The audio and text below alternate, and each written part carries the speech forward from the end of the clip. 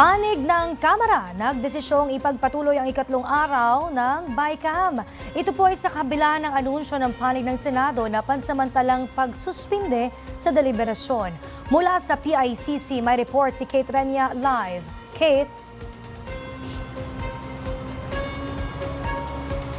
Princess Maring iginiit ni Appropriation Chairperson Mika Swansing na siyang nangunguna rin sa House panel na handa silang ituloy ang BICAM proceedings lalo't kinakailangan ng maratipikahan ang pambansang pondo para sa susunod na taon. Matapos maglabas ng panig ang Senado na i-postpone ang pagpupulong ng BICAM ngayong araw sa kadahilanan na nais nilang mas makausap ang Department of Public Works and Highways hinggil sa kanilang pondo, ipinahayag ni Chairperson Swansing na mayroon silang timeline na sinusundan. We all believe that we should continue the discussions. We can do the consultations with Secretary Vince and DPWH while we're proceeding with the BICAM. So I've also relayed the same to Senator Win, that the disposition of the House leadership and the Bicameral Conference Committee conferees would be to proceed with the BICAM today.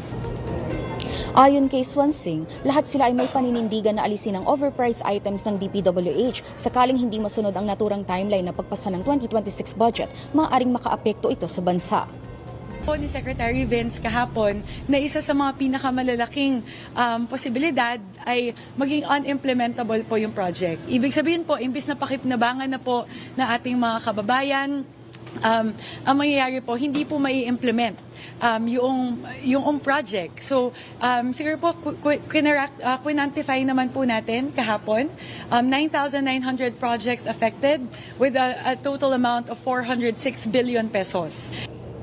Naniniwala nila ang buong miyembro ng House panel sa BICAM na nararapat lang na ipagpatuloy itong pagpupulong dahil ito ang naaayon na forum. Mas maganda rin anya na magkakasama ang panig ng Senado at Kongreso para talakayin ang mga usapin, lalo na ang concern ng Senado sa naturang ahensya.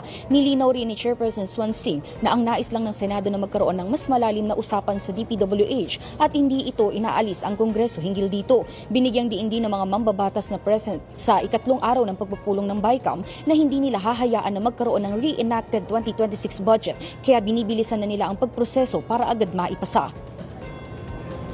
Princess Shams sa 11 miyembro ng House panel ang present sa Bicameral Conference Committee at lahat ng ito ay may kagustuhan na maipasa agad ang pambansang pondo, lalo sa madaling panahon para makaabot sa December 22 na deadline. Samantala, kung sa usapin naman, kaugnay naman sa usapin kung maitutuloy pa ang BICAM proceedings ngayong araw, wala pang kasiguraduhan kung may dadalong senador, pero mag-i-stay pa rin ang mga mambabatas dito. At yun muna ang update, balik muna sa inyo.